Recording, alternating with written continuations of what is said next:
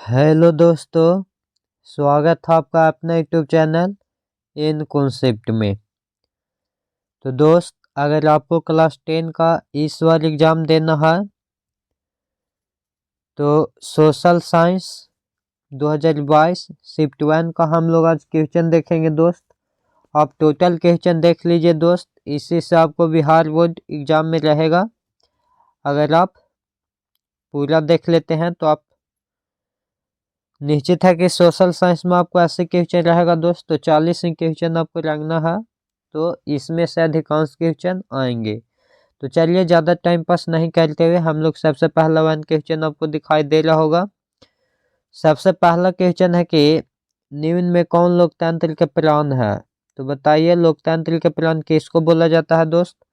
तो लोकतंत्र के प्राण बोला जाता है, ऑप्शन से आपको सी हो जाएंगे, राजनीतिक दल। राजनीतिक दल को क्या बोला जाता है दोस्त। तो इसको बोला जाता है लोकतंत्र का प्राण। चलिए क्वेश्चन नंबर दूसरा है कि भारतीय कम्युनिस्ट पार्टी की स्थापना कब हुई। तो भारतीय कम्युनिस्ट पार्टी की स्थापना कब हुआ था दोस्त। 1925 ईस्वी में। चलिए क्वेश्चन नंबर 13 है कि किसने कहा लोकतंत्र जनता का, जनता के लिए तथा जनता के द्वारा शासन है। तो कौन बोले थे दोस्त। ये बोले थे अब्राहम लिंकन बोले थे। चलिए क्वेश्चन नंबर 4 है कि भारत में शासन प्रणाली है। तो भारत में शासन प्रणाली क्या होता है दोस्त। ऑप्शन ए में है अधीशीय व्यवस्था, ऑप्शन बी में राजशाही व्यवस्था, ऑप्शन सी में तानाशाही व्यवस्था, ऑप्शन डी में संसदीय व्यवस्था। तो कौन सा होगा, संसदीय व्यवस्था होता है। चलिए क्वेश्चन नंबर 5 है कि भारत में वोट देने के लिए न्यूनतम आयु क्या है। तो भारत में वोट देने के लिए न्यूनतम आयु क्या है दोस्त, 18 वर्ष। चलिए क्वेश्चन नंबर 6 है कि लोकतंत्र की सफलता की चुनौती है। ऑप्शन ए में है अफसरशाही, असीसा, जातिवाद, इनमें से सभी। तो इनमें से सभी हो जाएगा दोस्त।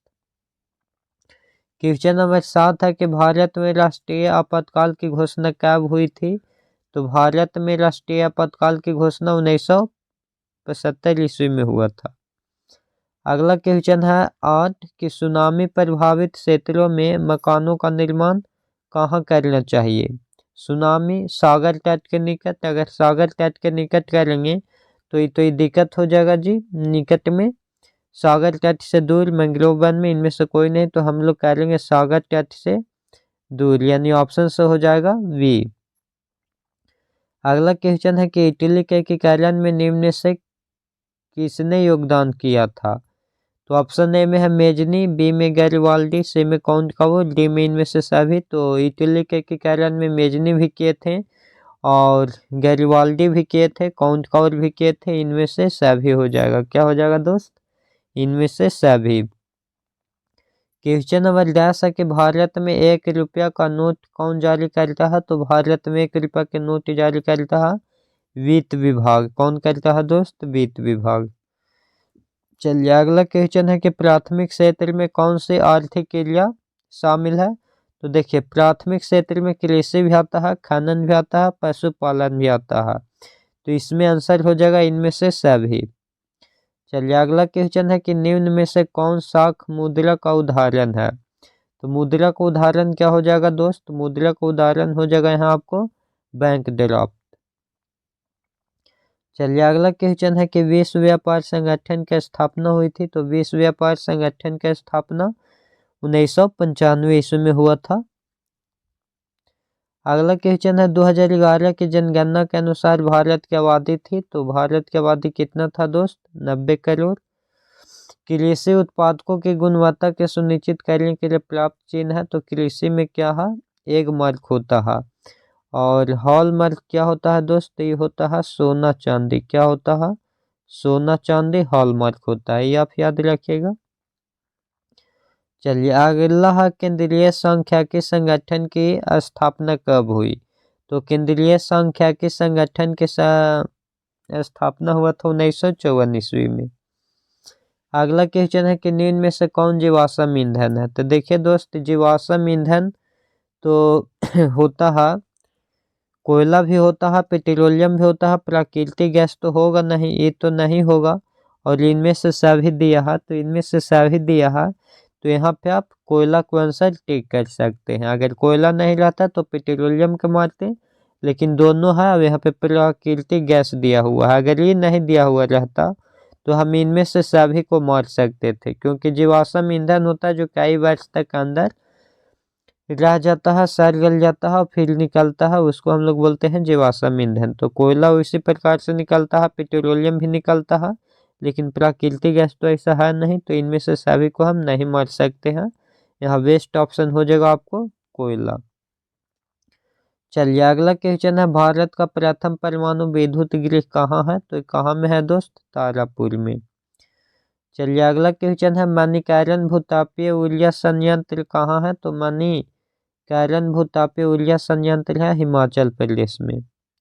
अगला क्वेश्चन है, सिंदरी किस उद्योग के लिए जाना जाता है? तो सिंदरी उर्वरक उद्योग के लिए जाना जाता है। अगला है, एशिया में सबसे पुराना रेलवे वर्कशॉप कौन है? तो एशिया में सबसे पुराना रेलवे वर्कशॉप है Jamalpur railway workshop. Question number next है, सिलिकॉन शहर के नाम से कौन प्रसिद्ध है? तो सिलिकॉन शहर हम लोग बोलते हैं बेंगलुरु को। चलिए क्वेश्चन नंबर नेक्स्ट है, मंदार पहाड़ी किस जिले में है? तो मंदार पहाड़ी आपको बांका जिला में है। सासाराम नगर का विकास हुआ था? तो सासाराम नगर का विकास हुआ था मध्य युग में। अमृत बाजार पत्रिका के संपादक कौन थे? तो अमृत बाजार पत्रिका के संपादक मोतीलाल घोष थे।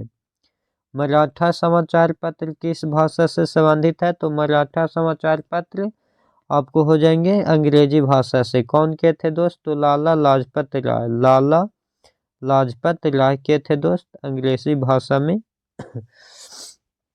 चलिए अगला है, निम्न में से किस सिख गुरु का जन्म पटना में हुआ था? तो ये 10वें गुरु गोविंद सिंह के। किनके दोस्त? गुरु गोविंद सिंह, गुरु गोविंद सिंह, गुरु गोविंद सिंह के जन्म हुआ था। चलिए अगला क्वेश्चन है, बिहार बंगाल से कब पृथक हुआ? तो बिहार बंगाल से पृथक हुआ था 1912 ईस्वी में। कब हुआ था दोस्त? 1912 ईस्वी में। भारत आने वाले प्रथम व्यापारी कौन थे? तो भारत आने वाले प्रथम व्यापारी पुर्तगाली थे। उत्तरी एवं दक्षिणी वियतनाम के एकीकरण कब हुआ था? तो ये हुआ था 1975 में। कब हुआ था दोस्त? 1975 ईस्वी में, याद रखिएगा। अगला क्वेश्चन है, दिसंबर 1929 में किस नदी के तट पर नेहरू जी द्वारा तिरंगा फहराया गया था? तो बताइए दोस्त किस नदी पर? तो रावी नदी पर। कौन नदी पर दोस्त? रावी नदी पर। चलिए यहाँ तक में आपको कोई दिक्कत नहीं हुआ होगा। आगे अब हम लोग देखेंगे नेक्स्ट क्वेश्चन। तो नेक्स्ट क्वेश्चन देखेगा क्वेश्चन नंबर 32। क्वेश्चन नंबर 32 आपको ध्यान देना है। क्वेश्चन नंबर 32 है कि क्रांतिकारी नेता सूर्य सेन का उपनाम क्या था? तो इसको क्या नाम था दोस्त? मास्टर दा। अगला क्वेश्चन है कि रॉबर्ट ओवम कहाँ का निवासी था? तो बताइए रॉबर्ट ओवम कहाँ का निवासी था दोस्त? तो ये ब्रिटेन के निवासी थे। अगला क्वेश्चन है, बोल्शेविक क्रांति का नेतृत्व किसने किया? तो बोल्शेविक क्रांति के नेतृत्व किसने किए थे दोस्त? लेनिन ने किए थे। कंबोडिया की राजधानी है? तो कंबोडिया की राजधानी नोम पेन है। कहाँ है दोस्त? Phnom Penh. किस कानून के विरोध में जलियांवाला बाग में सभा का आयोजन हुआ था? तो किसके में हुआ था दोस्त? रॉलेट एक्ट में। किनके अनुरोध पर महात्मा गांधी चंपारण आए थे? तो किनको आए थे दोस्त? किनके? ऑप्शन ए में है राजकुमार शुक्ल, ऑप्शन आपको बी में है अनुग्रह नारायण सिन्हा, ऑप्शन डी में है जयप्रकाश नारायण और ऑप्शन डी में है राजेंद्र प्रसाद। तो आपको याद होगा दोस्त, राजकुमार शुक्ल के अनुरोध पर महात्मा गांधी चंपारण आए थे। अगला क्वेश्चन है, वल्लभ भाई पटेल को सरदार की उपाधि किस किसान आंदोलन के दौरान दी गई? तो बताइए वल्लभ भाई पटेल को सरदार की उपाधि किस किसान बारडोली द्वारा दिया गया?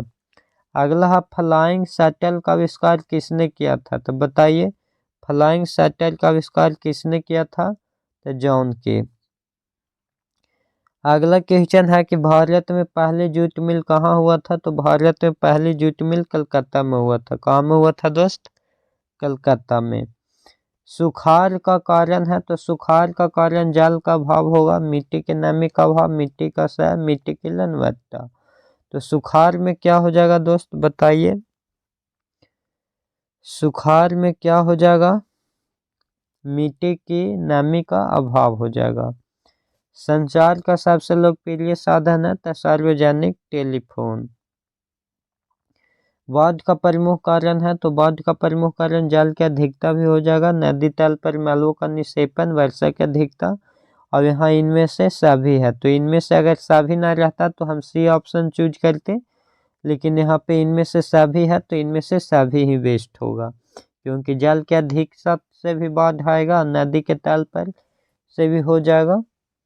अगला है भूकंप संभावित क्षेत्रों में भवनों का आकृति कैसी होनी चाहिए, तो ये होना चाहिए आयताकार।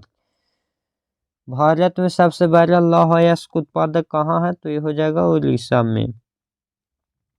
सीमेंट उद्योग का कच्चा माल क्या है, तो ये हो जाएगा चूना पत्थर। भारत में कितने सार्वजनिक क्षेत्र के तेल परिष्करण केंद्र कार्य कर रहे हैं, तो ये हो जाएंगे 18। हीराकुंड परियोजना किस नदी पर है, तो हीराकुंड हो जाएंगे किस नदी पर दोस्त, महानदी पर। हीरा महंगा बिकता है या हीरा महान है, इसे याद रखना है कि महानदी होगा, हीरा महंगा मिलता है यानी महानदी। अगला है समाजवादी अर्थव्यवस्था का गुण है, तो समाजवादी अर्थव्यवस्था का गुण क्या हो जाएगा दोस्त, सामाजिक कल्याण हो जाएगा।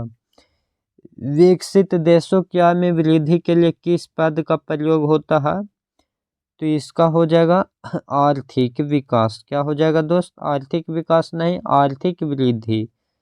चलिए अगला है निम्न में से कौन प्लास्टिक मुद्रा है, तो प्लास्टिक मुद्रा क्या हो जाएगा दोस्त, डेबिट कार्ड। डेबिट कार्ड जेकरा हम लोग बोलते हैं एटीएम। क्या बोलते हैं, एटीएम।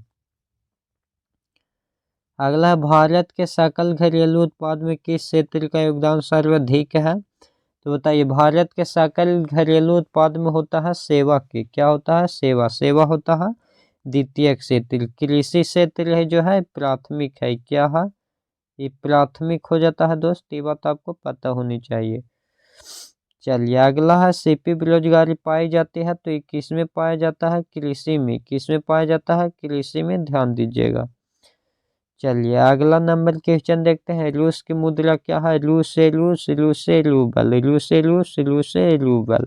रू दोनों है दोस्त, यहाँ भी देखिए रू है, यहाँ भी देखिए रू है, तो रूसे रूस, रूसे रूबल। साख का आधार क्या होता है, तो साख का आधार हो जाएगा विश्वास, बचत, निवेश, उपभोग। तो साख के आधार क्या हो जाएगा, विश्वास होता है।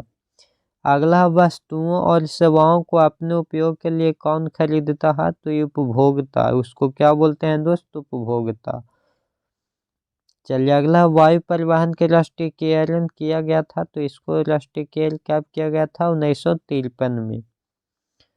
विश्व के प्राचीनतम परिवहन साधन क्या है, बताइए, जल परिवहन, रेल परिवहन, हवाई परिवहन, तो जल परिवहन होगा। क्या होगा दोस्त, जल परिवहन। मोरमुगांव बंदरगाह कहाँ है, तो मोरमुगांव बंदरगाह गोवा में है। कहाँ है दोस्त, गोवा में।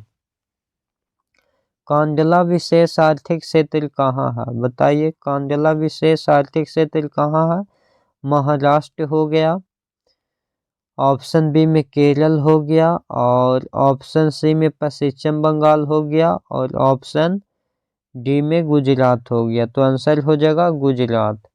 चलिए अगला क्वेश्चन है, कहलगांव तापीय विद्युत परियोजना कहाँ है, तो ये हो जाएगा भागलपुर। कहाँ हो जाएगा दोस्त, भागलपुर। अगला क्वेश्चन है, जलवेरिन संबंधित था, तो जलवेरिन व्यापारियों था। क्या था दोस्त, व्यापारी से संबंधित। अगला क्वेश्चन है, जर्मन राइन राज्य का निर्माण किसने किया था, तो इसको क्या था, नेपोलियन बोनापार्ट। वियना सम्मेलन कब हुआ था, कौन न जानता होगा दोस्त, के 1815 में वियना सम्मेलन हुआ था। दक्षिण अफ्रीका के प्रथम असेत राष्ट्रपति कौन थे? तो नेल्सन मंडेला। श्रीलंका कब आज़ाद हुआ? तो श्रीलंका कब आज़ाद हुआ था ये कौन न जानता होगा? 1948 में। समता पार्टी को विलय किस राजनीतिक दल में हुआ? तो जनता दल यूनाइटेड। चलिए अगला है, निम्न में से कौन सा नगर निगम के आय का स्रोत नहीं है? तो ये हो जाता है आयकर। क्या हो जाता है दोस्त? आयकर। निम्न में से कौन पंचायत की व्यवस्थापिका सभा है? तो ये हो जाएगा ग्राम सभा। राज्यपाल की नियुक्ति कौन करता है? राष्ट्रपति। स्थानीय शासन राज्य के नीति निर्देशक सिद्धांतों में कितना में है? तो अनुच्छेद 40 में। ग्राम कचहरी मुकदमे सुलझाए जाते हैं। देखिए ग्राम कचहरी के जो मुकदमा होता है वो कहाँ सुलझाए जाते हैं? तो दीवानी में भी और फौजीदारी मामले में भी, यानी ये या भी दोनों। दीवानी मामले में क्या होता है कि इसमें सत व असत बताया जाता है, सत और जो असत होता है उसको बताया जाता है। फौजीदारी मामले में अपराधी को पकड़ा जाता है। तो ये अभी दोनों होता है ग्राम कचहरी में। चलिए आगे देखिएगा हम लोग, राष्ट्रीय जल मार्ग वन है। तो बताइए राष्ट्रीय जल मार्ग वन कहाँ से कहाँ तक है? बताइए। तो ये राष्ट्रीय जल मार्ग वन है इलाहाबाद से हल्दिया तक। अगला क्वेश्चन बताइए, अगला क्वेश्चन क्या है? निम्न में से कौन उपभोक्ता उद्योग नहीं है? तो चीनी उद्योग। कौन उपभोक्ता उद्योग है? तो चीनी उद्योग। गिर राष्ट्रीय उद्यान है। गिर राष्ट्रीय उद्यान, गिर से गिर गुजरात, गुजरात हो जाएगा। प्रथम पृथ्वी सम्मेलन आयोजित कहाँ हुआ था? तो रियो डी जेनेरिया में हुआ था। अगला क्वेश्चन है, निम्न में से कौन खरीफ फसल है? देखिए यहाँ पे चना मटर ये सब है जो खरीफ फसल है, लेकिन ये कपास खरीफ फसल नहीं है। ये क्या है? ये नगद फसल हो जाता है, नगद फसल। तो यहाँ पे होना चाहिए इनमें से कौन, इनमें से कौन खरीफ फसल नहीं है? यहाँ पे नहीं पूछना चाहिए था, तो नहीं बोलेगा तब हो जाएगा आंसर कपास। चलिए अगला है, बांध को आधुनिक भारत का मंदिर किसने कहा था? तो ये बोले थे पंडित नेहरू। मरुस्थलीय मृदा कहाँ मिलती है? तो मरुस्थलीय मृदा मिलता है राजस्थान में। अगला क्वेश्चन है, भारत का सबसे छोटा रेलवे क्षेत्र कौन है? तो यह है उत्तरी पूर्वी रेलवे क्षेत्र। अगर वीडियो बढ़िया लगा होगा दोस्त तो लाइक करिएगा, शेयर करिएगा और सब्सक्राइब जरूर कीजिएगा ताकि मेरा भी हौसला बढ़ जाए। जय हिंद दोस्त।